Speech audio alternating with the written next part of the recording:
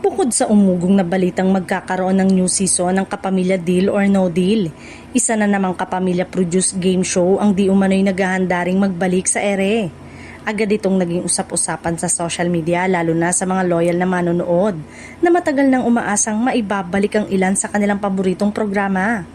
Ayon sa mga bulong-bulungan, ang naturang game show ay hindi sa mga tumatak sa puso ng publiko dahil sa makabuluhang nitong layunin.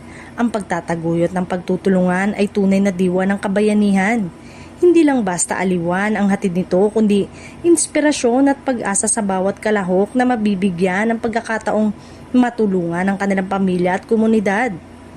Sa loob ng ilang taon nitong pag-ere, ilang beses din itong pinarangalan ng iba't ibang award-winning bodies. Hindi lamang sa Pilipinas kundi maging sa international stage. Pinuri ang konsepto nito sa kakaiba at makabago pati ng execution na talagang swak sa panlasa ng masa.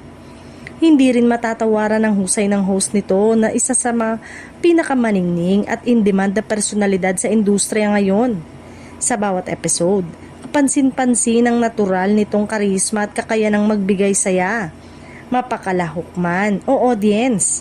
Kaya naman lalong tumibay ang marka ng programa sa telebisyon. Sa patuloy na paglakas ng presensya ng ABS-CBN sa iba't ibang platform at pakikipagtulungan sa iba pang network, tila napapanahon nga ang pagbabalik ng ilan sa mga minahal at tumatak ng kapamilya shows. Isa itong patunay na buhay ang diwa ng kapamilya, saan mang screen ito mapanood. Kaya naman ang tanong ng marami, anong game show kaya ito?